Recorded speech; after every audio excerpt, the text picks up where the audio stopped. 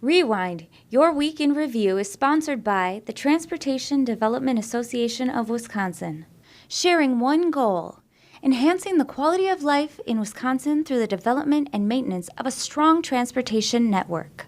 The Transportation Development Association of Wisconsin. It's how we get there. Because I don't want to go backwards. I want to keep going forward. Together, that's exactly where we're going to go. God bless you. I'm Steve Walders. And I'm J.R. Ross. This is Rewind, Wispolitics and Wisconsinites Look at This Week. First, I was there. We have Keith Jokes, Republican consultant, and Democratic consultant Tanya Bork talking about a wave testimony in Fenimore from the Speaker's Blue Ribbon Commission on School Funding. Leah Vukmir says her opponent, Kevin Nicholson, doesn't understand Wisconsin, and Dana Walk says if he were governor, there would be no guard troops going to the Mexican border. I was there.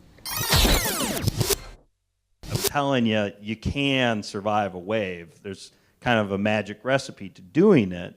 So midterms, yes, scary. But should you be scared and go run in a corner and suck your thumb? No. Don't do that, Republicans. You'd be dumb. And what I'm seeing now is Democrats outperforming upwards of 20 points in some of these special elections. I know special elections aren't the same. Since then, it's actually gotten more of what people are now calling a Democratic wave. So I don't know what I compare this year to, but I do know what I'm seeing, and it's definitely good news for us. How do I tell a child who lives in Hollandale, on a farm or in a cheese factory, that just because she grows up here, not in New Berlin or Shorewood, that her opportunity isn't valued by the state? When a funding formula exists that exasperates these differences, you have to conclude it's not a local issue or a poverty issue. It's a civil rights issue. We said that we want young people to fulfill the American dream. We have one goal in our organization. We call it a BHAG. A BHAG is an acronym for Big, Hairy, Audacious Goal. And our big, hairy, audacious goal is that 95% of our kids graduate from high school and be prepared for post-secondary opportunities, period. My primary opponent really doesn't understand Wisconsin, and he doesn't understand Wisconsin grassroots. And, I'm incredibly grateful for the grassroots in our state. Republicans in our state are not establishment Republicans, we're activist Republicans. And the gains that we have achieved under the leadership of Scott Walker could never have been done without the help of grassroots. We have passed one reform after another. Reforms that have now put Wisconsin in the epicenter of reforms across the country. This is a political stunt for President Trump. And much of what President Trump does are political stunts. I think it's ridiculous. I mean, we're going to have a military parade now in Washington, D.C. at the cost of millions of dollars for what? And we're going to send troops to the border to stop imaginary crossings. I mean, that's like this caravan that's coming up. That caravan comes every year for specific points they're making. It's points they're making. It's not literally coming across the border. So I think this is nothing but a stunt. And I certainly don't. I'd have to look at the law exactly what the president can order a governor to do. Right. And I have not analyzed that. But if given a choice, my druthers is absolutely not. We've been leading in the area of victim rights across the nation, and have for a long time. But we even have a process here in Wisconsin for victims to address violations of their rights, which is something few states have. Big news, biggest news this week. The Speaker's not going to seek re-election. Politico first reported it last year, and then Axios, and then we all confirmed it. Surprised?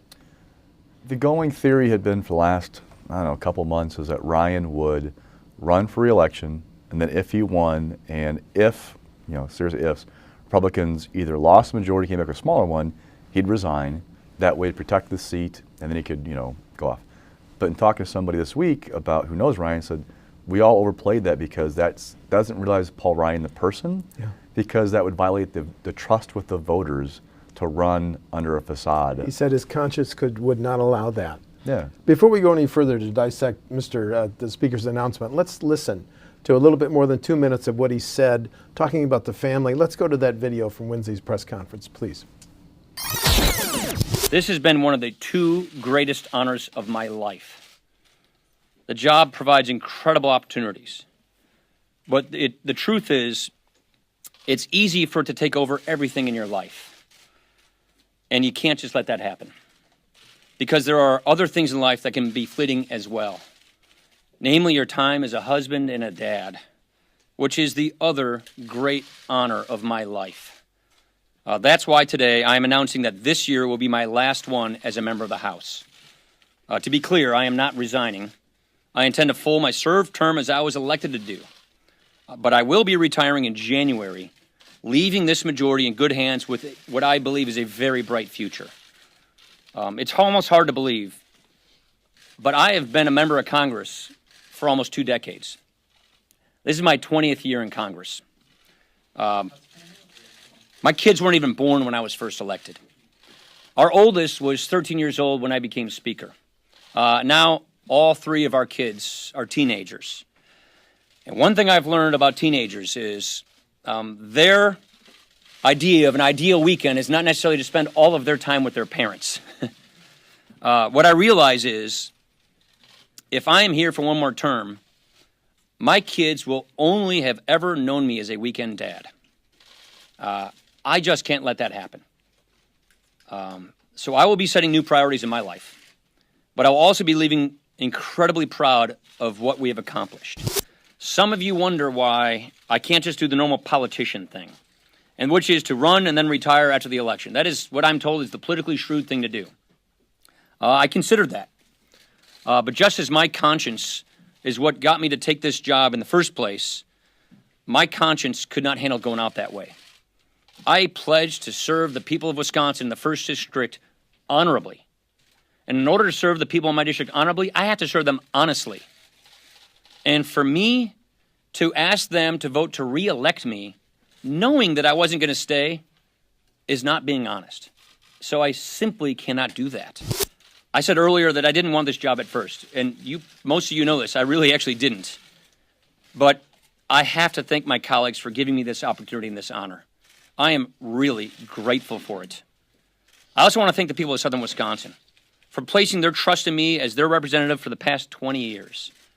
I've tried to bring as much Wisconsin to Washington as I can in that time. It's been a wild ride, but it's been a journey well worth taking to be able to do my part to strengthening the American idea. That pursuit is never ending. Much work remains, but I like to think I have done my part, my little part in history to set us on a better course. Look, you all know me. I didn't take this job to get the gavel in the first place. I'm not a guy who thinks about it like that. This really was 2 things. I have accomplished much of what I came here to do, and my kids aren't getting any younger. And if I stay, they're only going to know me as a weekend dad, and that's just something I consciously can't do. And that's really it right there. I want to stay. I want to stay, Jr. And Paul Ryan. I mean, he elected at 28. Now he's 48. He goes off to Congress as an aide to Kasten, Jack Kemp, things like that. Becomes chair of House Ways and Means. As he said in that piece 3 times, in his 9-minute speech like 5 times, I didn't want to be Speaker. 2012 vice presidential candidate, and takes over as Speaker October 29, 2015 after John Boehner. It's a fairly remarkable career for a policy wonk. But where I want to go later is successes and failures. But give me your take on the meteoric rise and now exit of Paul Ryan. Well, it's interesting. I mean, like, there's like 1,000 hot takes this week about Paul Ryan and like his career. I mean, the people who love him talk about being a policy wonk and this guy who is the heart and soul of the Republican Party, the ideas guy. Then his detractors say, well, what bills did he actually pass? Right? You know, in 20 years, what bills have Paul Ryan's name on them? Not that many. His fans talk about this guy who, you know, took on the task of being Speaker and stepped into the breach to save the Republican Party from itself. But then his detractors say, but then he took a stand against Donald Trump for a while, but then like once he saw the opportunity to get a tax cut package done, he went ahead and kind of quieted all of his concerns about Donald Trump and made this deal with the devil to get things done. So I mean, it's kind of this weird combat of hot takes from the national pundits about Paul Ryan. Well, it's interesting because he is now the policy wonk, former Ways and Means chair. So he's saying, there was a press release today from the Ryan campaign. Tax reform bill still working. However, he didn't get Obamacare repealed and replaced, and no action on DACA. And entitlement reform is not going to happen. And he went there as a deficit hawk, and now we're looking at $1 trillion annual deficit. So announced the same day or day before that he announced he's not going to run for re-election. So right. Yeah, there are a lot of undone things for his to-do list.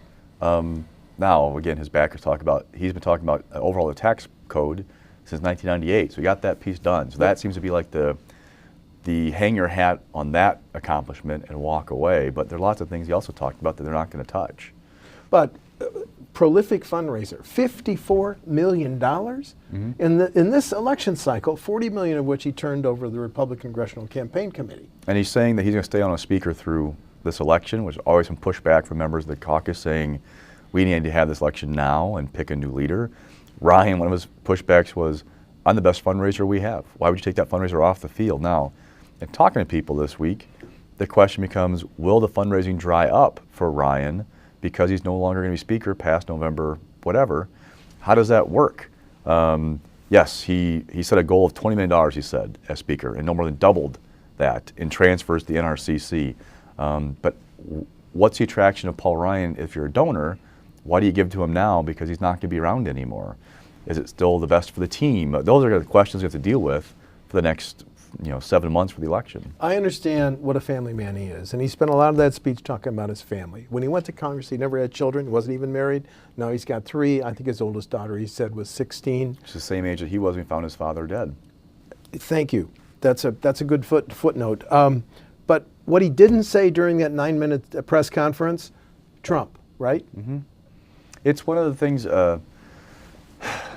I remember a night in October, in the fall of 2016, that the whole Access Hollywood tape broke, and I was working all night updating our blog about Paul Ryan and the reaction to that and disinviting Donald Trump from this event the next day at Walworth County Fairgrounds, I think it was, this kind of big rally for the GOP.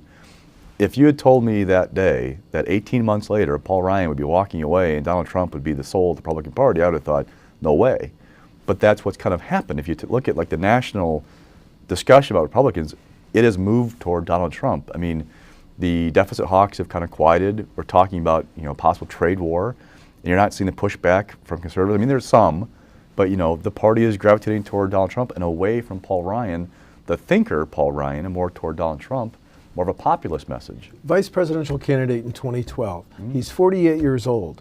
If, for whatever reason that I don't want to speculate on, President Trump doesn't seek a second term, do you see Paul Ryan going for it? He said this week that he doesn't see himself running for another office ever again. But he again. also said last fall after the Politico report, I'm going to seek re-election. To never say never. Once you walk away for a while, we'll see. But, we'll see. I mean, if the family really is a driving factor in this, if he really spent time with his family, you would think he'd walk away for a while until they've kind of grown up before doing anything else. The Center for Responsive Politics puts his net worth at $6 million. What do you see him doing? He can't lobby for a year, but he can join different boards that pay $250,000. Think tanks. He can be like, all kinds of stuff. So he's seen an intellectual in the party. There'll be a place for him to land once he walks away from Congress. Okay, now let's turn to who's in and who's out in terms of running. We have 5 people now who said they won't run. Speaker Voss just this morning, and Representative Tyler August, Reince Priebus, former state and national GOP chairman, former chief of staff to President Trump. No. Senator Noss said no. Representative Loudenbeck said no. Do I have all the 4 contenders right? Former Racine County Executive Jim Ladwig, now in private business. Representative Kirkman, the UW Regent Brian Stile, who comes from a long line of prominent attorneys in Janesville, and Senator Dave Craig. Anybody needs to be added or? There's always the unknown of the person who has personal wealth that could get in and write a check. Yeah. That's always an unknown. We're talking about a 4-month sprint. I mean, for a lot of the members of the Assembly who turn this down, they have to give up their seats to run for Congress, safe seats, by the way, and they have to go from raising money, $1,000 a pop for individuals, go up to almost triple that, but not quite, and then raise $4 million in 4 months. That's a big leap from a safe assembly seat to a contested congressional primary. So I'm not surprised most people pass. Reince Priebus, for example, he's got a pretty good gig out in Washington, D.C., living in the D.C. suburbs. I don't think he was ever really a serious contender. Robin Vos has got a difficult election cycle for his caucus coming up this fall. He's got a popcorn business back in the Burlington area. I think he maybe looked at the idea because it's a once-in-a-lifetime opportunity, but I never got the impression that he was really seriously going to get in the race for Congress. Dave Craig, though, is somebody who... former aide to Ryan. Yes. Is up for election this fall. It's a free shot. Yep. And Style is somebody who I was told in 2012, when Ryan ran for vice president, if Ryan had won the vice presidency, Style was prepared to run the special election for the first CD. So he's somebody that eyes for a while. With Kirkman, the challenge is going to, and Library too, can you raise the money, to be competitive? And I'm not sure where they're at in that process right now. Okay. All right. Let's turn from Ryan and the fallout too. Let's. The governor has emphasized, obviously, that we need to get workers into all these available jobs. Our unemployment rate 2.9%. So part of that is this welfare reform package, public benefits package. And I just want to highlight 3 elements that he signed into law. We need federal approval for this, and we have to say that. Parents with children between 6 and 18 would work or get job training or lose food share benefits after 3 months, number 1. Increase from 20 to 30 hours worker training requirements for all able-bodied food share participants. Finally, JR, I'm so intrigued. We have a means test now for food stamps. It's not your income. It's whether you own a home valued at more than $321,200 or a car valued at more than $20,000. So here's my point. This is clearly a major part of the governor's reelection campaign, isn't it? A centerpiece. Oh, Republicans see this as something that's popular across the spectrum for both Democrats and Republicans, where to them it's common sense of getting people to work, not to just get a paycheck. What's interesting is Democrats have kind of railed against this a little bit. They also point out that Republicans used these themes against Patty Shockner in the 10th Senate District Special Election in January, and she won overwhelmingly. So their point is, yeah, these guys may think these sound good to voters, but they're not driving voter decisions right now. So I'm not sure how it's going to play out in the fall, if it's going to be a driving issue or not. And let's also point out 2 things, that it's going to cost $79.7 million to get this, number 1. Number 2, all signs point to the Trump administration approving the waivers necessary to do this. Agree? Yeah, there's news out of D.C. about him looking at more of these things. Okay. Next topic. I was intrigued by a number, JR.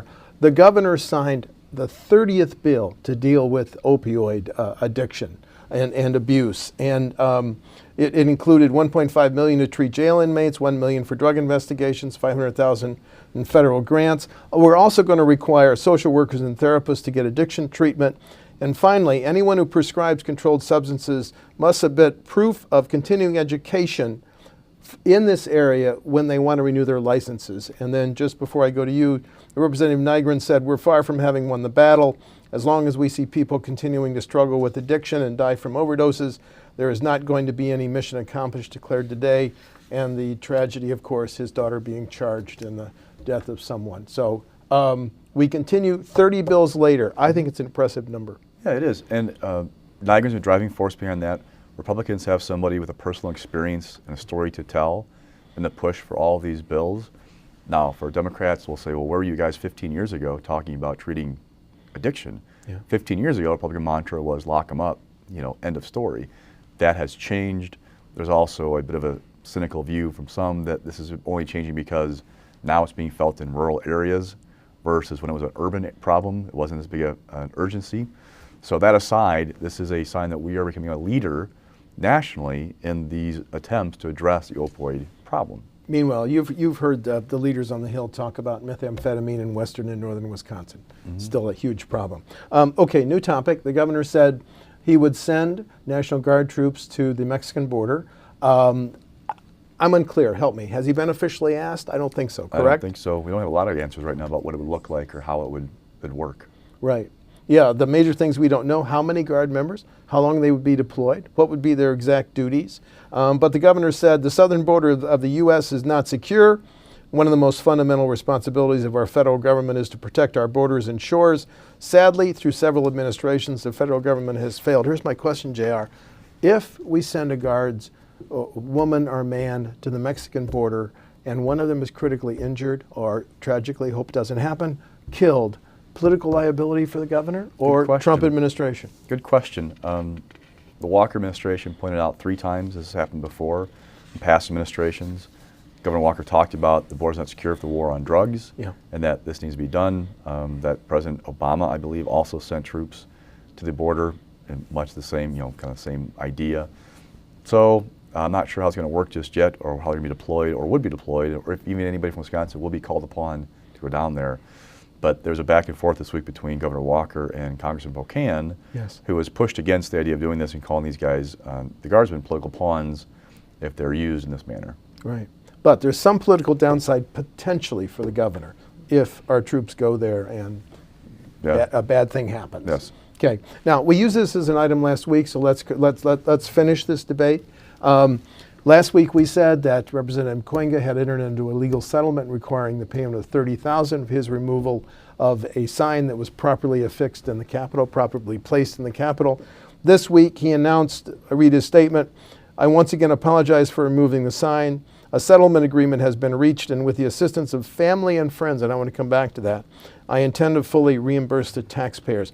Does family and friends mean if they donate to his campaign? I know one of your newsletters said you talked to Kevin Kennedy, and this is a valid use of campaign funds? In Kevin's opinion, yes. I called him because I couldn't quite get hold of the Ethics Commission right away. I've since heard back from them, and it seems like there's a door open to use campaign funds.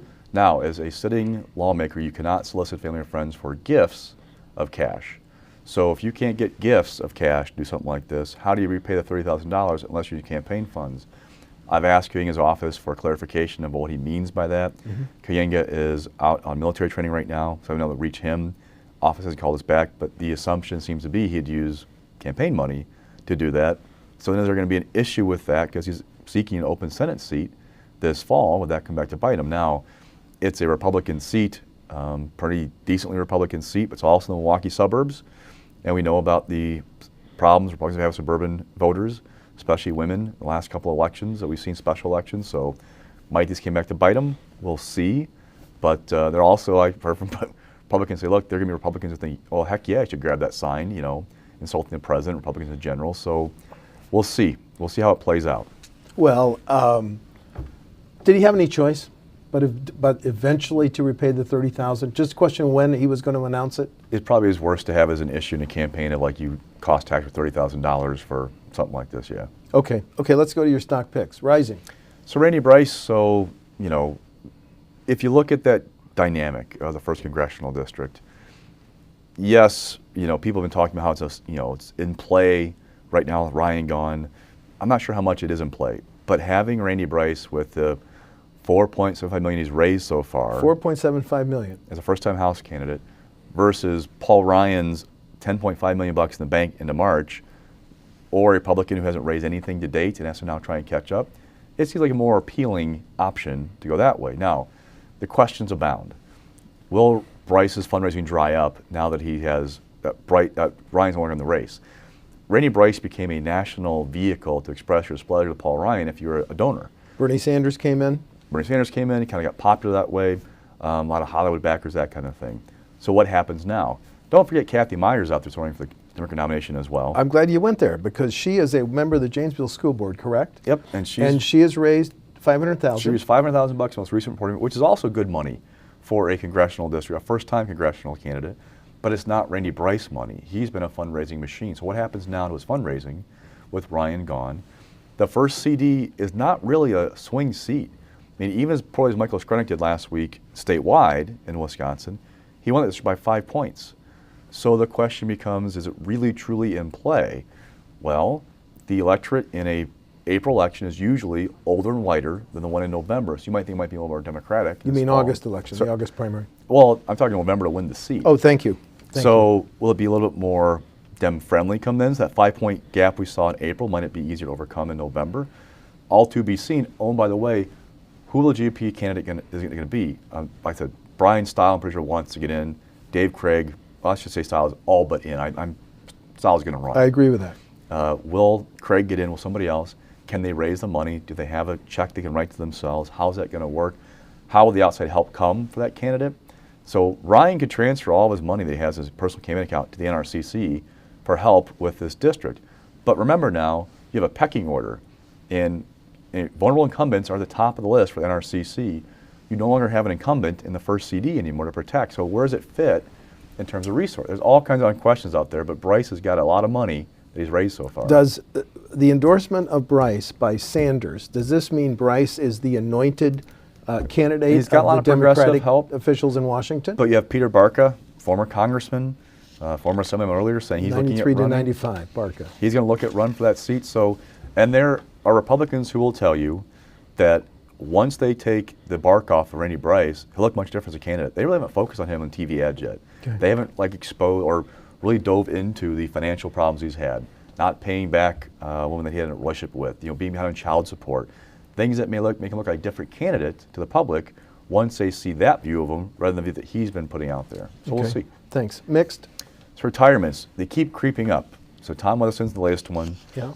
12 now in the Assembly who are not going to come back next session, either because they're retiring flat out, seeking another office, or already have one in their office, or resign to join the Walker administration. Weatherston's seat is not really in play. It's a pretty decent Republican seat. This is a guy who, his wife passed away a couple years ago from a battle with cancer. He said he had a number of personal reasons for not running, that, building a new house, grandson, he got engaged, he found somebody new, and so that seat's probably not going to be in play. But you look at the landscape in the Assembly, the first one to watch, Keith Ripp's seat, he resigned in December. 42nd. Now we had the special election, which was, called because of this whole lawsuit thing. June 12th. So that's the first one to watch. That should be in play. Kathy Bernier's seat, they've targeted her a number of times. She's always found a way to win, but if it's a Dem wave year, that can make that more in play. Then you have the Kooyenga seat, which is kind of interesting. It's a Republican seat, but Hillary Clinton actually won that seat with a plurality, not a majority, but plurality in 2016. It was the suburb phenomenon we've talked about. Will that seat act like that again, or snap back to like 2014 when Governor Walker won 60.7% in that district as he won re-election by 4 or 5 points? You probably don't know. How did the Kooyenga seat go in terms of Dalit versus Chronic? I don't know off the top of my head. Okay. How that one went. That was an unfair Those question. are things to watch. In the Senate, we have 5 retirements so far. So Lesayes is up first. From what I can June tell, 12th. talking to Democrats, Dalit won that seat. So, from that, Democrats tell me that the Rip seat was pretty 50-50, dead even. So they're in play. That Kooyenga is running for that Senate seat. Well, again, the 5th Senate, it should be a Republican seat. But is there a suburban issue for Republicans? Yeah. On the flip side, you've got Kathleen Vinehout, who's running for governor. Her seat in a UP wave year can be competitive.